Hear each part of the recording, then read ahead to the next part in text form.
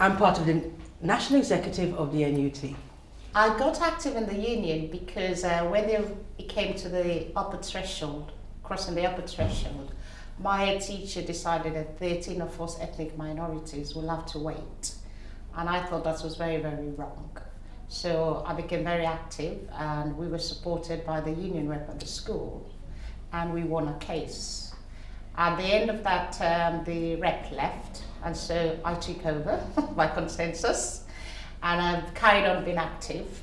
And then when I left that school and went to Hillingdon, I joined my local association, as I did in Ealing before that, and I was very active. And then the role came up as divisional secretary, and the committee asked me if I was interested, and I took that upon myself to do it. I'm a rep for the NUT, a staff rep. I represent members if they need me to. And I sit on the executive for the local branch. I sit on the executive committee, and we make decisions about campaigns and how we should go approach those campaigns. And I do the occasional stalls when I'm able to. I get out there and talk to the general public about issues about education and about teaching, and try and inform people about why they should be interested. Most people are interested anyway, so it's not difficult to get people to listen. I'm the joint secretary of my association, and in the past been school rep, governor rep. I'm also on the schools forum, the SACRE of the LEA. It's tiring, but it's very rewarding because you're helping people, and you know you're almost like the last stand. And if you're not there, you know they're just going to break up and give up and end up very stressful with nothing to show for it. So I find it so rewarding because I am really helping. The NUT has done many campaigns, and I would always encourage people to join the NUT because we are standing up for education.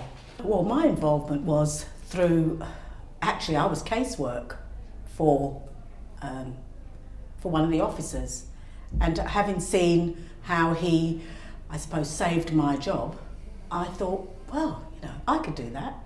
And so that's how I became, involved, and said, well, let me spread the word that there are people out there who can help you.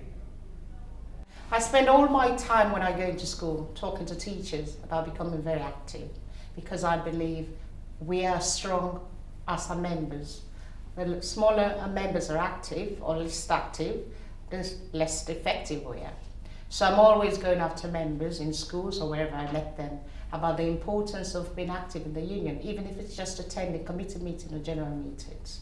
So I always say to them, I can only do something strong if you're behind me. If you're not behind me, I'm just as weak as you are. And that's the message I tell them about the union. The union works by unity of the members. We're not a separate entity. We're all part of the union, and the more everybody does, the more active, the more campaigns we can win.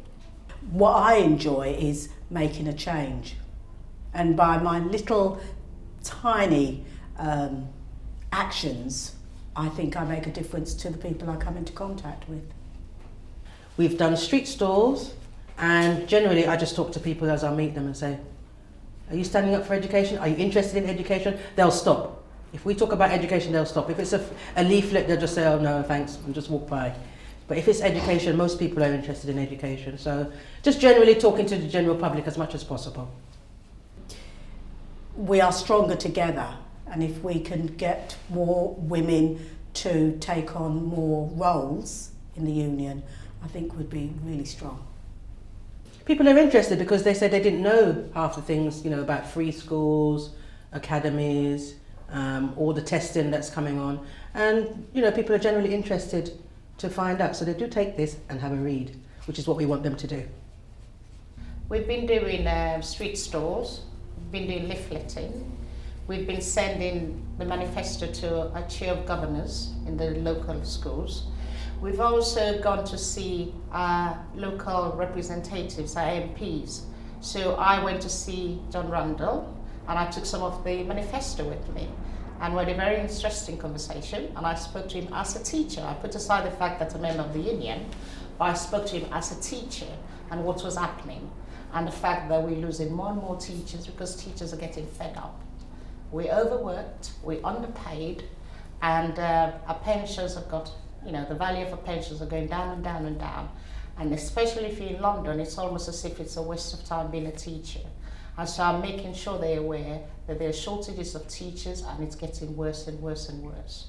So we're always pushing the manifestos, we do as much as we can, we speak to parents after school, I leaflet my local street and give out the manifesto. I talk to anyone who will listen, because I think the public is not that aware of what is really happening in schools. In fact, one parent said to me, but I thought with academies, standards are going to go up, and I had to explain to them, well, really, changing the name of a school to academy doesn't mean anything. It's just the money gets wasted. So I speak as much as I can, and to anyone who will listen, about what education is all about. Because for me, this is all I can offer my child, a good education. And I don't have the financial strength to offer my child in any other way except through the state education. When we've had local meetings, i.e. for the council, then I would go there and hand out the manifesto. I've written a letter and posted the manifesto into the pigeonholes of the local councillors. Every opportunity, like at the schools forum, I then have the manifesto on the table. The NUT is the best teaching union for teachers. They fight for change, and I'm interested in change for the positive. And they do lots of campaigns. They're very vocal. Not only that, the NUT is global. It helps and supports where the support is needed, internationally as well as nationally. So I think it's a really good union and provides lots of services for the members. And I'm highlighting at the moment the asbestos issue, because I think it's such a, we really need to remove asbestos in our schools, and that's one of the things the manifesto highlights, and I'm there backing it all the way. It's a good feeling to be part of an organisation that's out there to help the general public, children, teachers. Yes, it is a good thing, and I do actively encourage people to join up. I'm always going on about it, actually, about joining up. So yes, I'm always, any opportunity I get, join the union. Well, with regard to the manifesto, I attend stalls. We have street stalls in the local community, and we talk to people about the issues, about the sorts of education that we feel that the children should be entitled to. So it's just out on the street, really, that's quite important, and just canvass interest, information, and just get people to know more about it so that they can also be involved in change. I'm standing up for education because I think we're living in grim and bleak times, and the rights of children to education at all, let alone quality education, are very much under threat from governments, not just the Conservative government. I really despair at where the Labour Party wants to take us where education is concerned. There are massive divisions within society on the basis of class, gender, sexuality, race,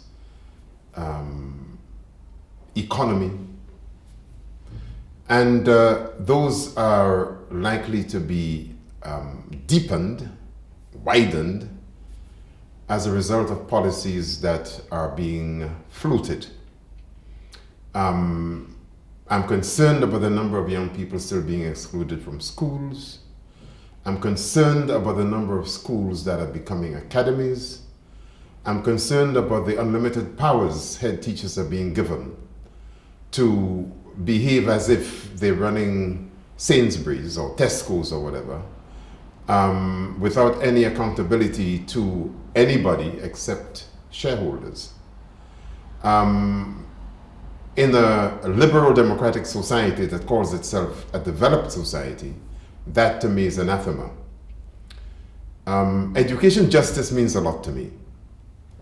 I was born of illiterate parents, and I was prepared for life by some teachers, primary school teachers, in a little primary school in a little village in Grenada, who had very high aspirations for us as poor children, and I mean poor. They encouraged us to have high ambitions and high aspirations for ourselves. They did not believe that the quality of your education or your chances in life should depend upon whether your parents had money or not, or whether they were educated or not. So to come from that position to being a director of education, a professor of education, it would be, frankly, unhistoric for me not to be passionate about educational opportunities for all children. That's why I stand up for education. And then as far as the current dispensation is concerned, I believe that we need some very serious interventions if the rot isn't going to take over the whole body. And that's why I welcome the NUT manifesto. It's a rare document in its vision, in its timeliness, in its projection of and protection of the rights of children to quality education.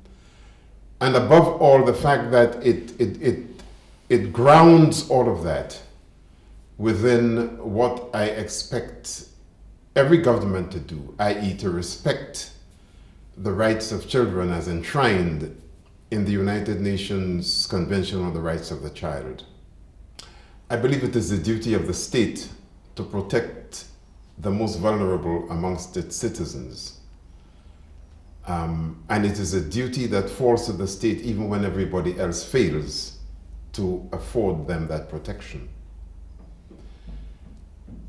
As far as I'm concerned, as I've written indeed in my book, The Case for a Learner's Charter for Schools, the primary and end purpose of schooling and education is to humanize society. That in itself is sufficient reason for making sure that schools don't become private corporations that have a focus much more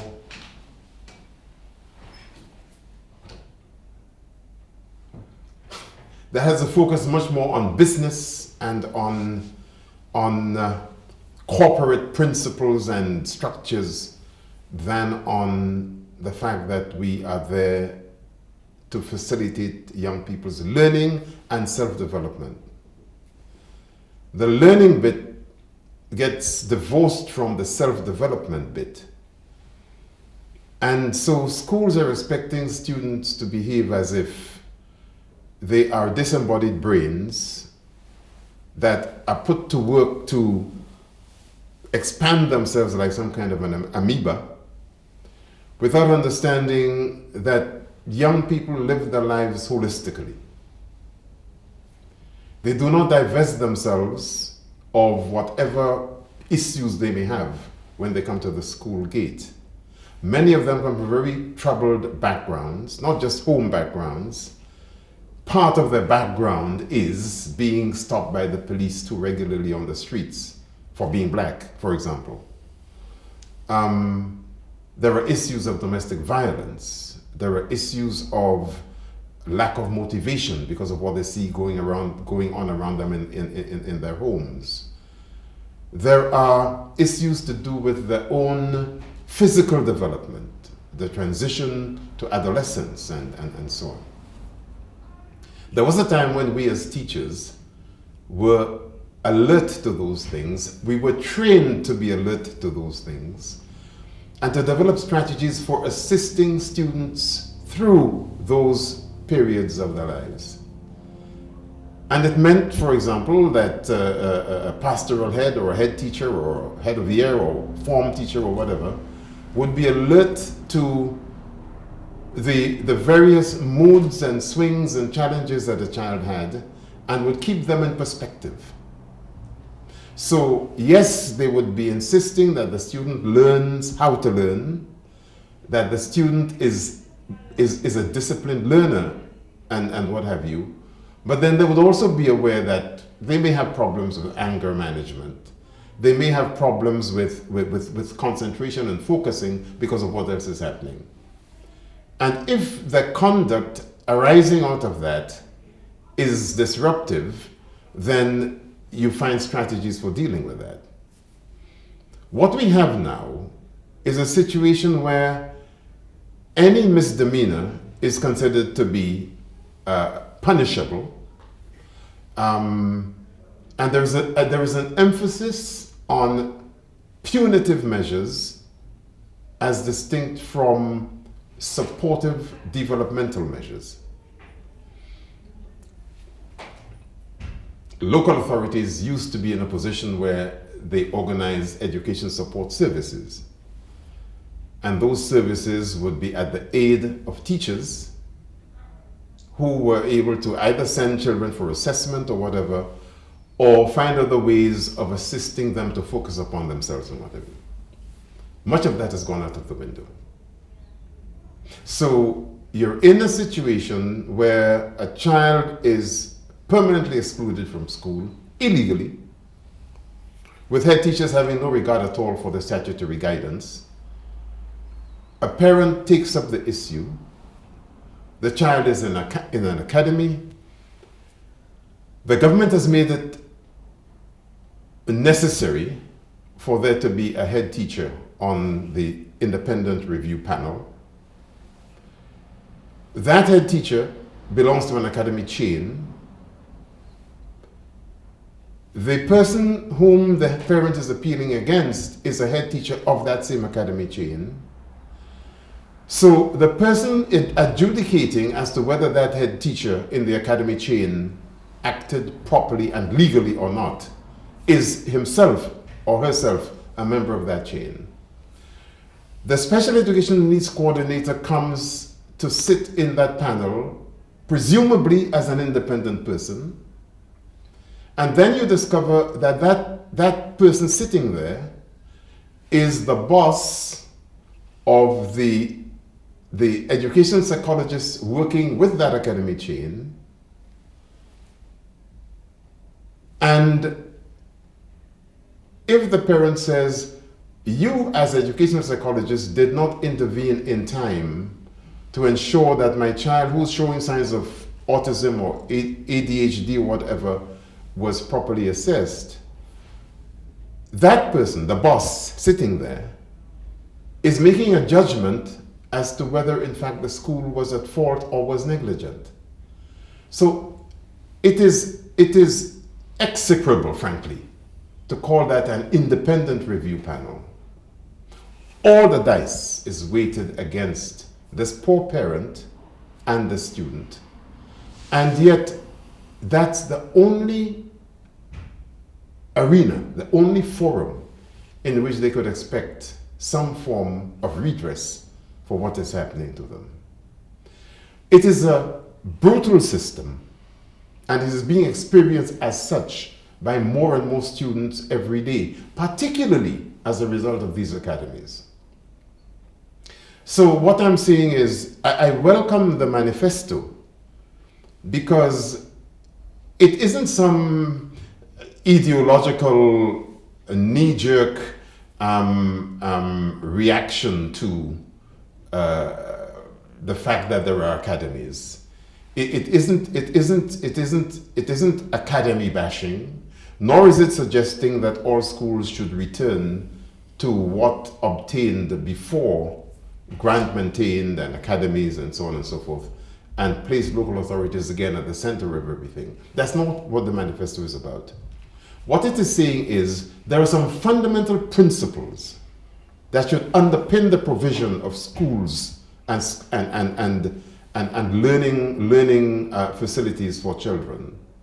And those have got to start with what kind of a society do we think we are? What sort of a society do we want to build?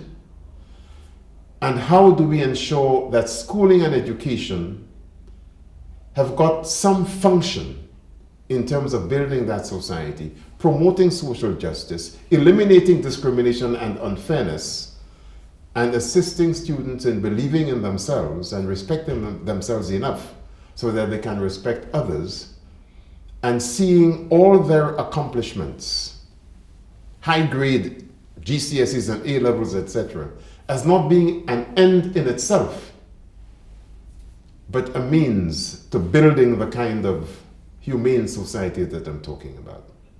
I'm standing up for education because it's the lifeblood of our children. It's the way in which we train young people and educate young people to become global citizens. And it's the lifeblood of our economy. It's where we embody arts, culture, creativity.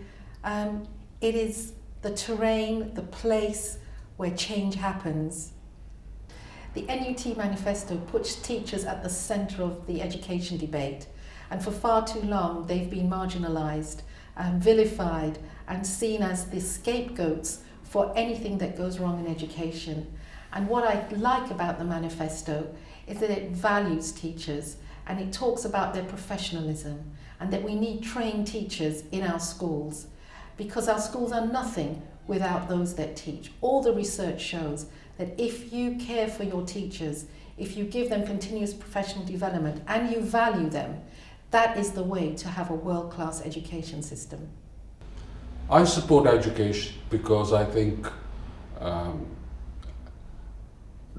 it is a central factor in somebody's life, especially a young person who can gain the knowledge and experience that's needed to inform them and start the process of learning, but also ensure that they can navigate their way universally in civil society at large. Well, I think the main issues for me as an activist working with black minority communities and coming from that community are that there is a learning environment for students and pupils, and that teachers are protected in terms of their pay and the quality of work they can do and educate students in an environment where they, along with students, can provide the right means of education which is not directed by political agendas of government, but they are able to gain information and knowledge and also navigate their way through society. So for me, education is also about building the wholesome of an individual who comes to school. I think the other aspects of education are that young people who are in their formative years of life begin to develop relationships with teachers, and that power relationship is not strong, it's not dominating, but it's of an equitable nature where a thriving teachers union can coexist with a thriving, dynamic pupil culture and activism. Education is an entitlement, education is a right. The education system unfortunately fails groups of people, young people in our society, particularly black children. It's important that we work with communities, grassroots communities, as well as the formal education system to ensure that all our young people benefit and achieve their potential. I want the City of London to be the best place in the world to grow up. That means that every single group, every single minority has the best opportunity in education. I would not be here were it not for fantastic teachers in my own life. But this is a time of tremendous hardship in families right across the city. And this renewed commitment from the NUT is hugely important to make sure that wherever you are, whether it's a tower block, a terrace house, or a private rented accommodation, you can succeed in this city and in our education system. I'm standing up for education because I'm worried about a government that wants to take our welfare system and the money and resources that we have for so many things back to the 1930s. Schools will suffer, young people and families will suffer, and all of the services that they rely on, from youth services to breakfast clubs to day centres, will suffer hugely. I wouldn't be here were it not for fantastic teachers, most of them socialists, who ensured that a young man growing up in this city in the 1980s could succeed. The manifesto that the NUT have drawn up is precisely what's needed, again, to stand up to some brutal attacks on teachers and on the education system. I support it wholeheartedly. It is still the case in our country to be born black is to be disadvantaged. We need to ensure that we are getting the most from all of our young people, and that discrimination, racism and disadvantage is set to one side. We need our teachers committed to that, and our schools. I know the NUT is behind that drive. I wholeheartedly support the NUT's manifesto. It is hugely important at this time, with so many families under attack, with a government committed to taking back our public finances to the 1930s, with schools increasingly under pressure and autonomised, that we stand up for our young people, we stand up for teachers and local authorities, and we recommit ourselves to the comprehensive ideals of education for all. We've done things that we think that we're proud of, both for and with and on behalf of black members, in terms of training, and in particular the Black Teachers Conference, which goes from strength to strength. Every year someone comes to the Black Teachers Conference and says, I didn't know the union did this. I never knew we had a Black Teachers Conference. Now, it beggars belief that people wouldn't know, because we send out this information in every possible way that we can. But it's true that we're not hitting everybody, and that, you know, there are clearly people here who won't have been at the Black Teachers Conference. So let's see if we can get it so big next year that we have to have, you know, a different venue from where we've taken it. It's a brilliant event, and it's always very well supported. I am delighted to be present at the launch of this event, and I'm particularly delighted that it's attracted such a brilliant panel of speakers. I can say that because I'm not on the panel at the moment, can't I? Such a brilliant panel of speakers. I'm sure that the London Black Teachers Network will go from strength to strength and will really build the union in London. Because it is, after all, you who are the members. You are the union. And as we still confront the BNP and the EDL and all of those people who are just casually racist, and the nonsense that Nigel Farage is peddling about racism not being a problem anymore, which is clearly, as Betty says, what he thinks. We know that there really is a problem, and that we are in our classrooms, in our staff rooms, in our communities, and obviously in our union, doing our very best to challenge and confront that. So I say to you, colleagues, in the time-worn fashion, educate, agitate, organise. Thank you very much.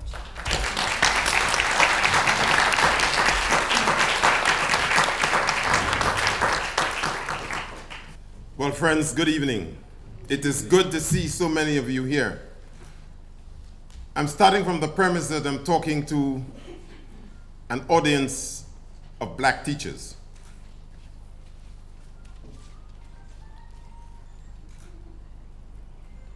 And the obvious question that raises for me is, what difference does it make that you are black?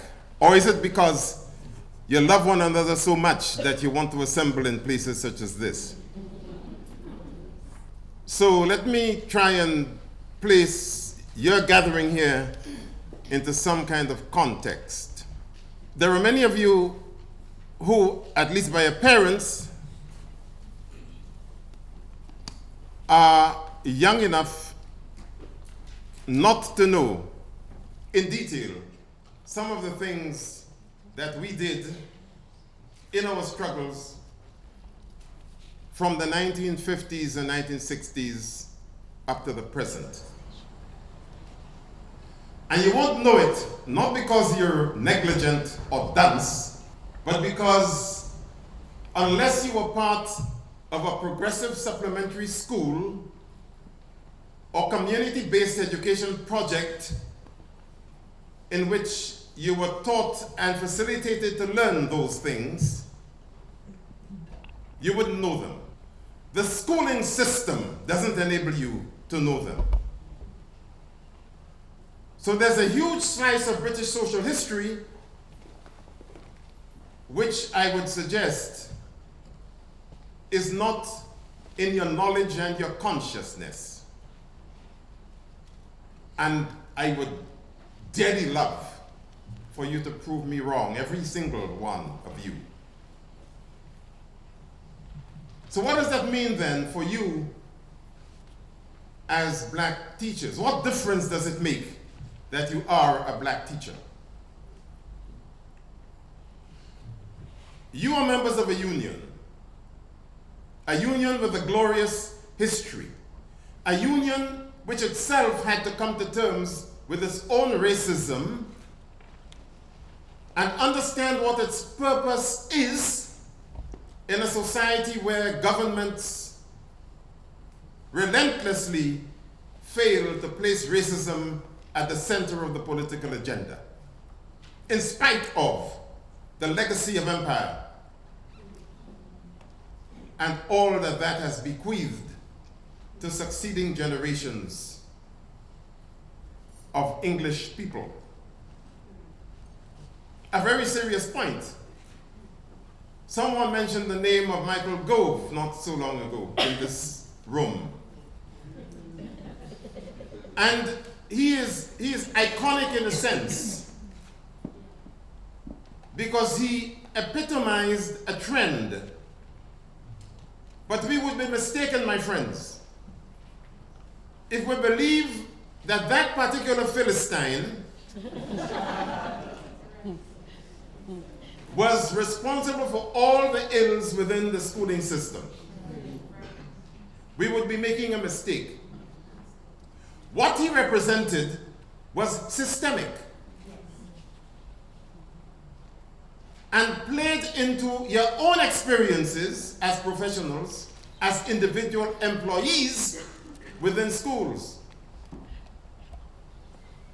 And that is essentially what I'm wanting to talk about.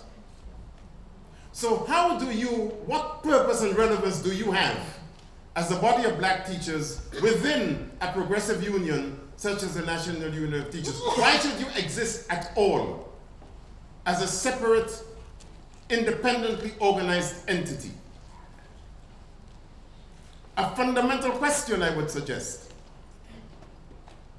And I want to tell you that I believe you need to operate as an independent, organized, democratically organized entity within the union, because there are matters, there's stuff for you to deal with in terms of your own particular experiences as black teachers within the schooling system in this country. So there is a political purpose, context to your being a black teacher. It's not simply a question of I am black and I want to choose teaching as my profession, leave me alone and let me get on with my life. It's not so simple. Not in this racist society where race is not put on the political agenda. So my final word to you is this. The NUT has come up with this wonderful document. Not only make it your own, but make it the business of your councillors and your MPs and the rest of them. Let us all go en masse and see Tristram Hunt. Let us send a message to him through our good friend here, our MP David Lammy, and say that whatever else the Labour Party might do, never mind its equality charter or whatever it is it's published recently, there are fundamental issues going on in education which need fixing. And the Labour Party does not fix it by simply building upon what the Conservative government has bequeathed to us.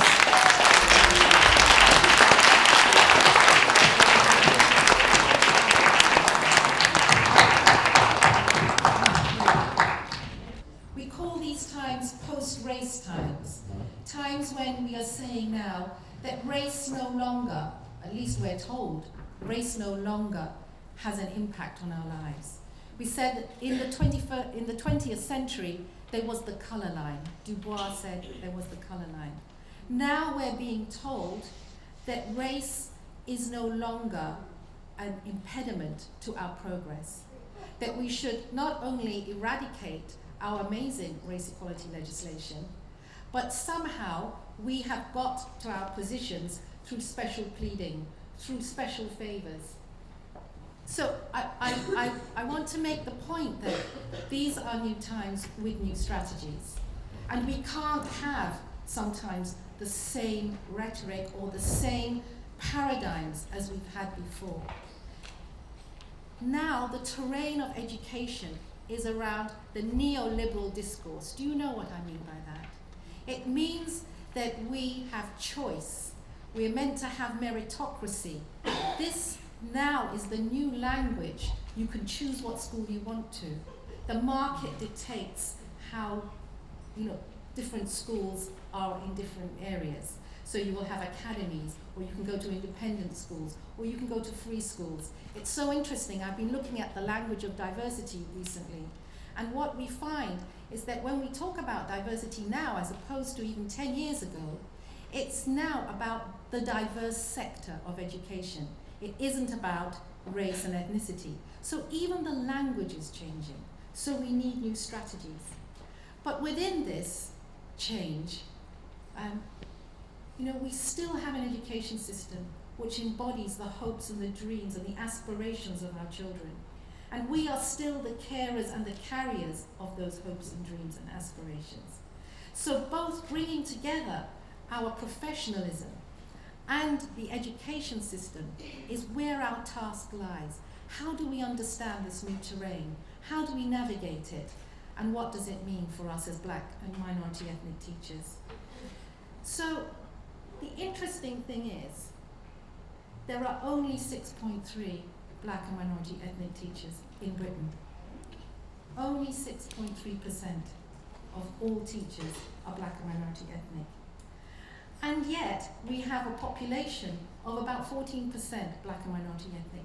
And by 2050, it's going to be 30% of the British population. We are a young and very prolific population.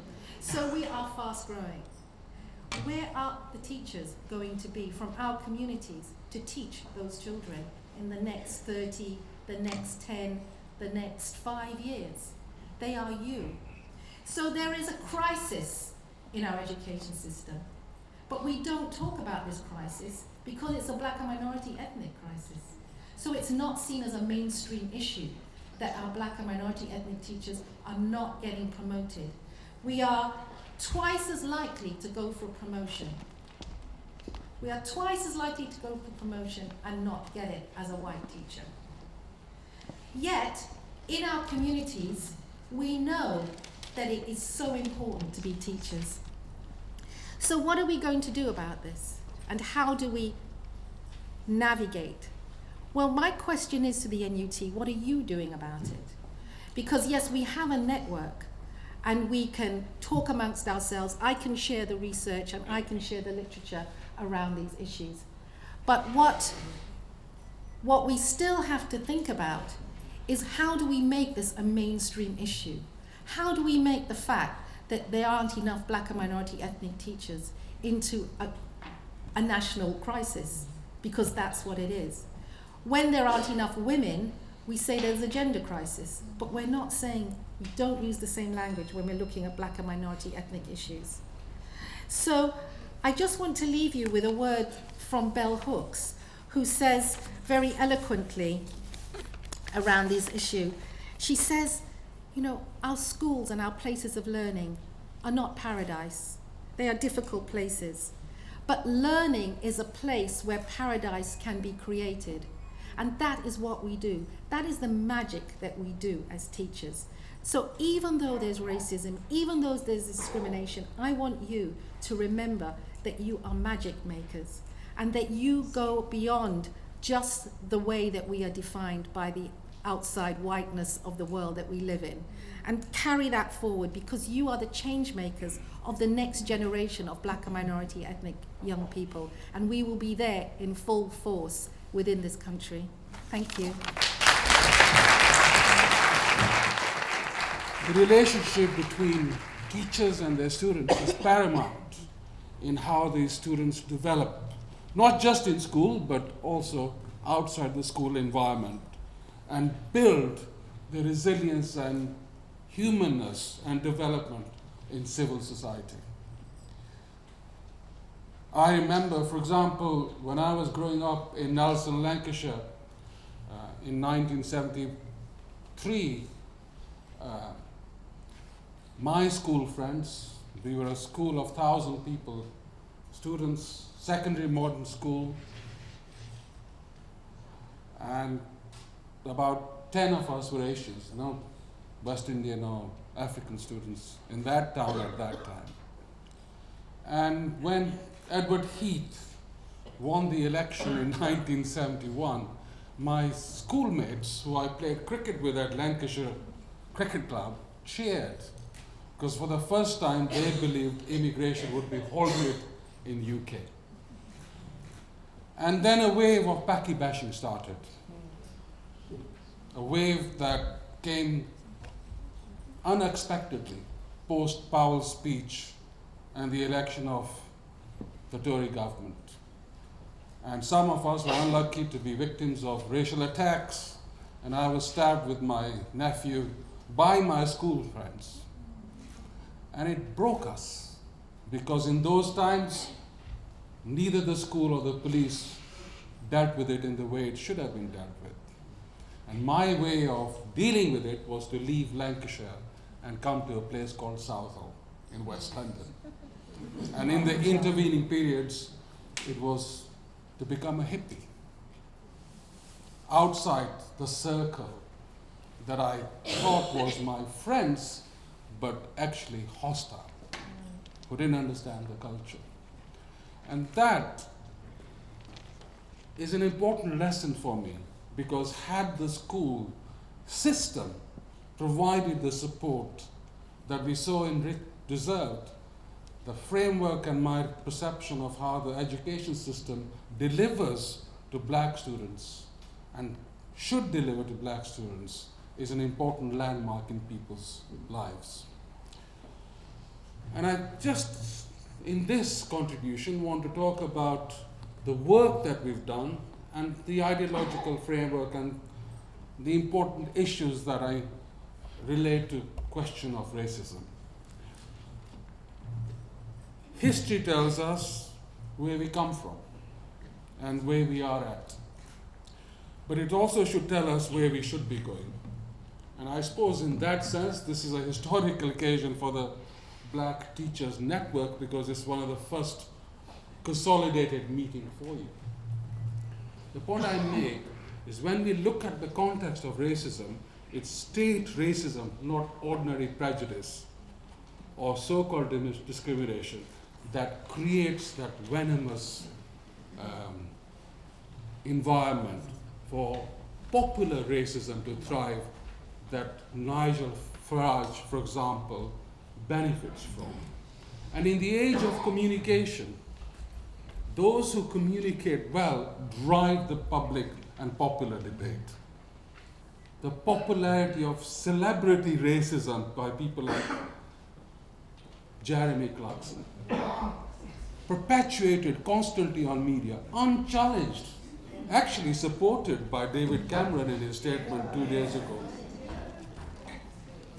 The demotion of violence against black and Asian communities, of race hatred that exists in this country.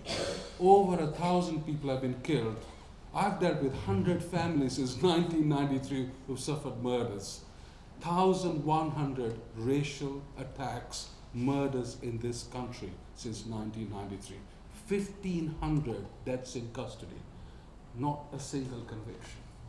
The point I make is this: it is an absolute abundance of hope that you, with your fearless audacity, will challenge the discrimination in the union. But you cannot forget from the communities that you thrive from and come from and have a relationship to actually make that positive change. This year is also the anniversary of the assassination of Malcolm X. And I think I just want to say one thing about Malcolm because my time is up. Malcolm is somebody who said that tomorrow belongs to those who prepare for it today. So just get ready.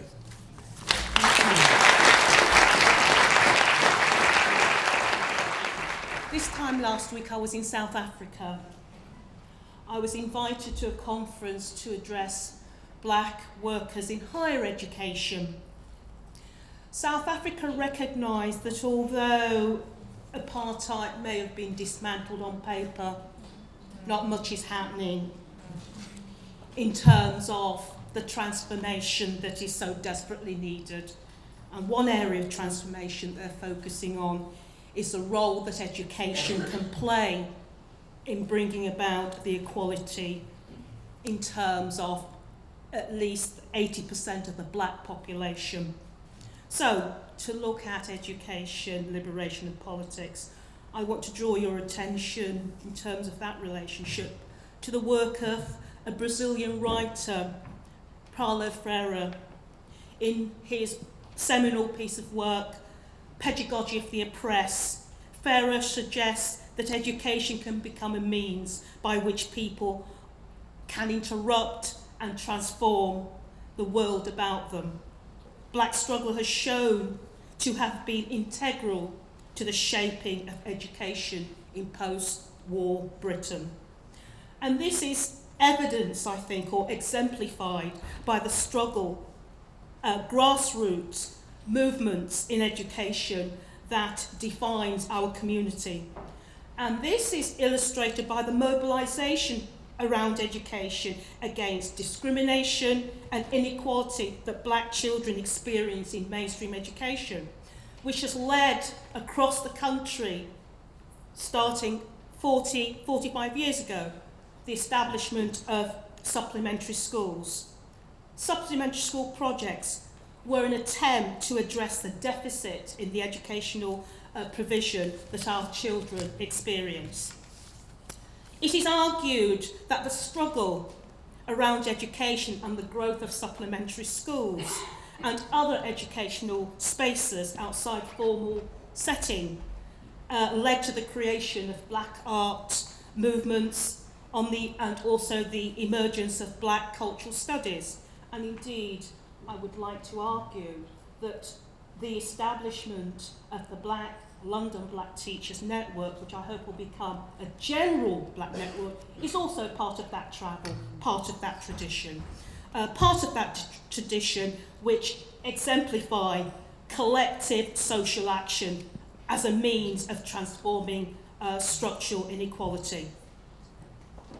So we need to attack in a concerted way the current narrative that we live in a post-race context, a post-race society. Clearly, lots of research evidence suggests that there's the opposite in terms of that. So what I'm asking of you as an activist network is to ensure that you produce strong counter-narrative which is able to articulate that racism continues to define our lives, but intersect those discourse, those arguments, with how class and gender also impacts on our social reality. I wish to close by thanking you once again for the invitation to be part of the making of history as I see it, and we've had history shared with us today, and to offer me the opportunity to stand in solidarity, because I think we need to emphasise the importance of standing in solidarity in terms of our grassroots movements, to begin the journey within the struggle to gain and maintain basic rights for the community within education. Thank you.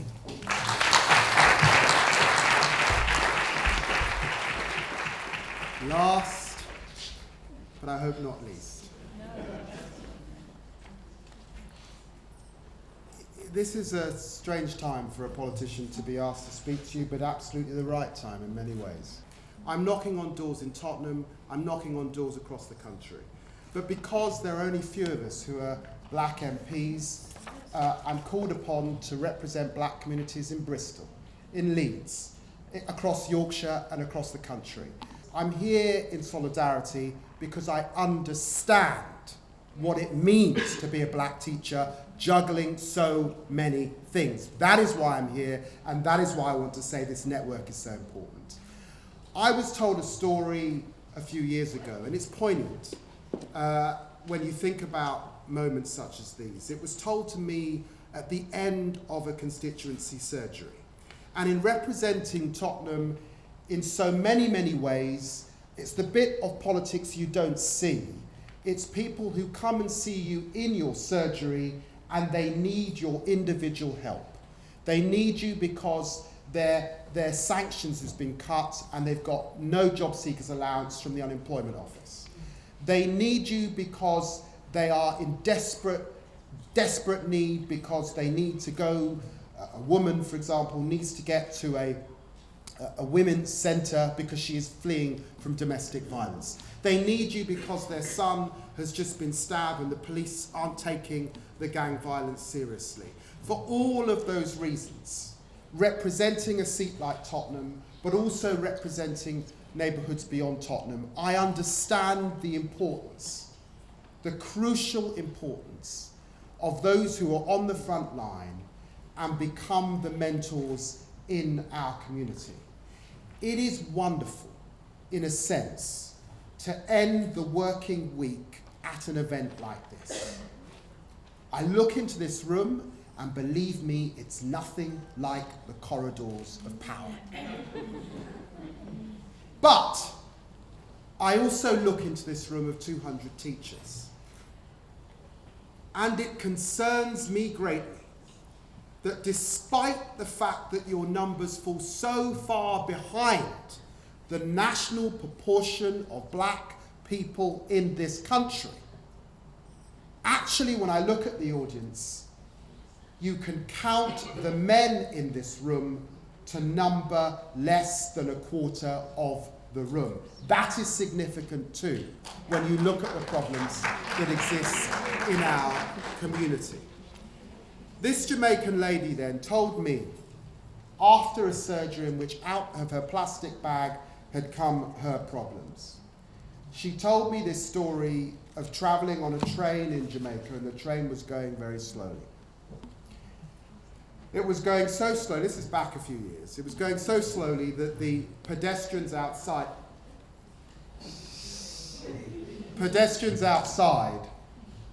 were going faster than the train. There was an American sitting opposite her, and he got increasingly agitated. In the end, he ended up storming up the middle aisle of the train, and he said to the driver, "Can't you go any faster?" And the driver said, "I can go faster, but I've got to stay with the train." Thank you for staying with the train. That's the bottom line. Staying with the train. I remember growing up in this country, and I remember having, over the course of my education, 2 black teachers. And they all came in the first years of primary school. And I can't convey to you, growing up in Tottenham, my father arrived here in 1956. He bought a little terrace place in the early 60s in Tottenham. Just 600 yards down the road, his sister, she didn't go to the bank and ask for a loan like my dad did and buy our house for £6,000, how things have changed. His sister went to the local authority and she asked to rent a place. They said, "We built a wonderful new estate, it's called Broadwater Farm. And into Broadwater Farm, my aunt moved with her family. We were 600 yards. We were in and out. And I can't tell you, growing up at that time, how important it was to have black teachers and how grateful I was for those two. But how sad it was that throughout my secondary schooling in this country, not one black role model was there for me in school. And why does that matter? Why does that matter?